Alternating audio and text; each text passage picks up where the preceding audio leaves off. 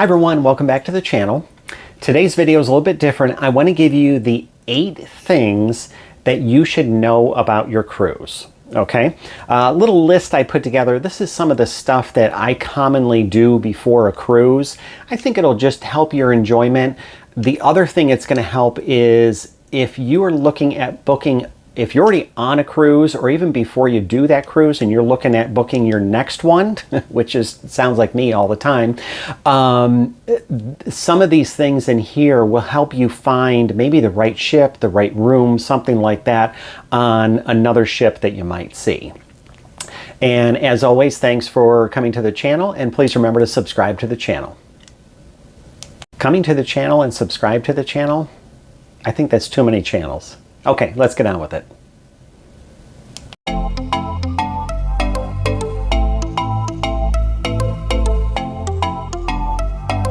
Okay, and here we have the 8 things you should know about your cruise. Got my cheat sheet with me so I won't forget anything. Know what's included and what's not included. And I've had this on another video where it was kind of the more common questions I've been asked on a cruise. But when it comes down to your specific cruise, make sure that you know what's included and what's not. And not just from other people who, oh, I sailed on Royal Caribbean, I got free internet. And it's like, well, do you know why they got free internet? It was because maybe their loyalty status, or maybe they were in a suite, and that's one of the benefits you get of being in a suite. So really take a look at that. And as always, I'm going to say contact the cruise line, ask them, or check with your travel agent on this.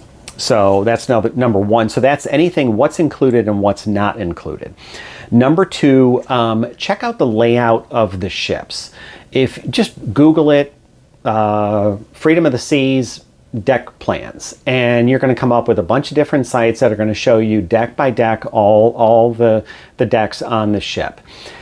The reason I say this is just to save yourself a little aggravation, a little grief, a couple hundred steps when you've already walked 10,000 of them that day, on where you're going on the ship. I have something when I've booked people on a cruise ship, I give to them, it's kind of like, here's a few little things to know about the ship. And I can speak from a Royal Caribbean point of view because I've been on so many Royal cruises, but generally, Royal Caribbean, I can say this, and this doesn't apply to all of their ships, but a good portion of them, anything dining is in the back of the ship. Anything entertainment is in the front of the ship. Now these are very general, but when you look at Freedom of the Seas, the main dining room is on decks 3, 4, and 5 in the back of the ship. The Windjammer, which is a buffet dining, is on deck 11 in the back of the ship. If you look at the front of the ship, it has the main theater on decks 3 and 4, and then on deck 5 is usually the Star Lounge, which is kind of more the, not quite the full theater, but more of a lounge. They do karaoke, little game show stuff, trivia, bingo, that type of stuff in there. So something like that just kind of helps you a little bit to get your bearings around a ship. These ships are pretty big, and especially if you get into the Oasis class, the Icon class, something like that, you really want to get a little help in knowing where you're going. So let's see. The next is, after your cruise is booked, go to the cruise line's website and probably click the login or my account and create a login on there. You're going to create a username and password, probably your email and a password, and then the benefit here, it gives you the opportunity to probably see your cruise on there. You may be able to make payments right on there, and also the most important thing, it's going to be able to allow you to go in and look at the itinerary and also look at all the excursions that are available and what extra items can you purchase while you're on the ship. Do you really want to do one of the specialty dinings? If you do, do it as soon as you book the cruise. You're probably going to get a good price on it, or maybe wait till you see something come through on the good pricing. But if you want that specific time on that day, do it as soon as possible. You'll really thank me for it later. So, but it gives you pricing, availability, all that type of stuff. And they'll have excursions, I would say, on the ship, but most of the stuff that they do in port. The next one here, oh, also on that one, don't forget, you can download the app and sign on to that one, and that gives you a little bit of information as well. That is more for, the app is really going to be more for when you're on the ship. All of the ships have kind of gone technology forward, and they want you to be able to look at the kind of the daily planner right on your phone. Even if you don't have the internet package, you can usually just log right on to that and take a look at what time is bingo today, when is dinner tonight, what's for dinner tonight. All of those things are going to be on the app. It's also going to give you a chance to check out all the different ports of call and, you know, do some research on those and see what you want to do. If this place is known for its shopping and you're really looking for that diamond this or emerald that, then that's a great place to do it. If there's not much shopping, but you want to go scuba or whatever, or climb through a cave or something, that's the place to do it. And then also I put on here, research what's offered on your specific cruise. One of the things some of the cruise lines have is like an escape room. Those have gotten really popular. And not all cruise lines have it. Not all ships in the cruise line have it. But the ones that do, it's basically just like an excursion that you can book at a cruise port. You can book your day and time to do the escape room on the ship. Something like that would be a great thing to do on one of the full days at sea. You're not in port. You're going to be hanging out around the ship. You're not going to be bored. You shouldn't be bored on a ship, but this will give you something to do, something fun to do, and you talk it over with dinner with your family, and there'll probably be other people next to you that ask you a question on how was it, we were thinking about doing it, and all that good stuff. So, potential room upgrades. Here is another one that cruise lines have started doing.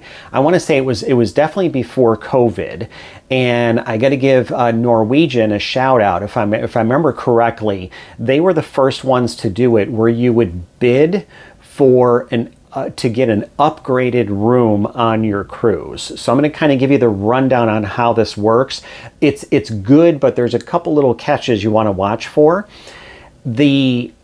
You'll get an email about 45 days before your cruise, and this is also about the time they send you the online check-in, but this one will be for the upgrade specifically. And I've noticed a similarity with different cruise lines, so whatever company is running this, I think they're kind of doing it for all the cruise lines on the back end. But if you're in an inside room, most likely they're going to offer you a room with a window, maybe a standard balcony, maybe a larger balcony. They may even look at offering you a junior suite. I don't know about that. Sometimes it's only going to go so many levels above the room you have. If you're already in one of the large balcony rooms, they're probably going to offer you a junior suite and maybe a grand suite.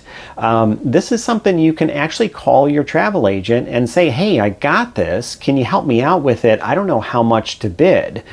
Because the way the bidding works is you have to bid a minimum amount for each upgrade that you want to do. So you can do 4 different choices on it if you have 4 different options to do it. Or you can say, you know what, I only want to upgrade if I'm going to upgrade to a balcony. So, you know, and maybe on that one, if you're on an inside room to upgrade to a balcony, it's going to be $150 per person minimum. Maybe you wanted, I wouldn't do the one, if you really want it, I wouldn't do the $150, because I think a lot of people are going to put in the bare minimum and go, if I don't get it, I don't really care. I'll just take the room I got. If you really go, man, I heard balconies are nice on this ship, I want to go for it, Maybe you do 200, doing it 2.25, something like that, to really make your bid stand out. So now this is all going to be availability. And one of the things I've noticed is that sometimes the cruise lines are offering upgrades. When I look at the booking site, they don't have any rooms in that category. But there's a couple things that come into play. Maybe somebody in a balcony, if they have no balconies available, maybe somebody in a balcony is now got upgraded to a suite. Well, now there's one balcony available. So you can look at getting that higher level, even though initially there's no rooms available in there. Here's one of the downsides of any of the bid process, the bidding process. If your bid is accepted, you do not have an opportunity to turn it down. When you put your credit card in, you're only billed if your bid is accepted. And once your bid is accepted, there's nothing you can do to reverse it, okay? And the other thing is you do not get to select where that room is, okay? So if you always wanted to be, I want to be up on deck 10. I want to be way up there. I want to see a view for miles and miles. Great, get a room on deck 10. But if all of a sudden you hear that, oh, there's a balcony available, guess what? The only balcony that might come up might be on deck 6. Now you're going down to deck 6. And there's no way for you to turn it down. You have to go with that. So just keep it in mind. If you kind of don't really care where your room is, this is a great process to get a cheap upgrade to a room. But remember, there's also no guarantee with it, and there's no guarantee on where your room is going to be. So those are some factors to consider with those. One of the things I do, a couple last things here, I go on and I check to see what other ships are in port when we're there. We were in Nassau yesterday, and I think I looked at the wrong day. I thought it was only us and 2 other ships. Come to find out, it was a full house. There were 6 ships there. It was probably one of the busiest I've seen in Nassau. But I've actually taken that time to look at the ship and go, man, look at those rooms in the back. I think one of those with the balcony, that would be like the best room on the ship. And when you see it in person, it kind of really solidifies that, is this really a good room? You know, or you see another one and you kind of go, oh, I thought that was a great room, but it's like, not so much, you know? So I kind of have fun with that. And it's also a good chance to talk to some of the other people on the other ships. When you're at usually a private island, you're only going to have 1 or 2 ships that are there, and it's always the other cruise line, you know, the same cruise line. But excuse me, when you're in Nassau, something like that, you know, you're going to be docked next to a lot of different cruise companies' ships. So it's kind of a nice little thing I like to take advantage of. And the last thing I want you to do is make sure you are in whatever cruise line you're sailing with, you are in their loyalty program. Okay, I got about a year ago up to diamond status with Royal Caribbean. We've really enjoyed it. A lot of benefits with that. I'm not going to get into it with this video, but part of enjoying it is knowing everything that we get for free or reduced by being in that category in their loyalty program. And all the cruise lines have it. Some of the cruise lines even do matching. And they take an equivalent of what you are with your current cruise line or someone you've sailed with before, and they up you to, instead of just a standard level, they up you maybe to a higher level.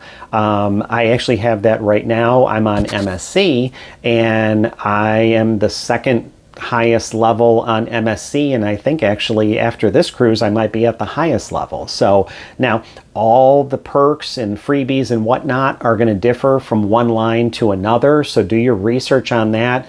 Google, YouTube videos, that type of stuff. They'll get into all the particulars on those, and also stay up to date on it. If you really like Norwegian, you want to keep sailing with them, you really like the benefits that you get, just keep your ear out that if they make any changes to it, is that going to affect what you're trying to do? So I hope you enjoyed the video. I would love to book a cruise for you if you're looking to do that. And please remember to subscribe to the channel.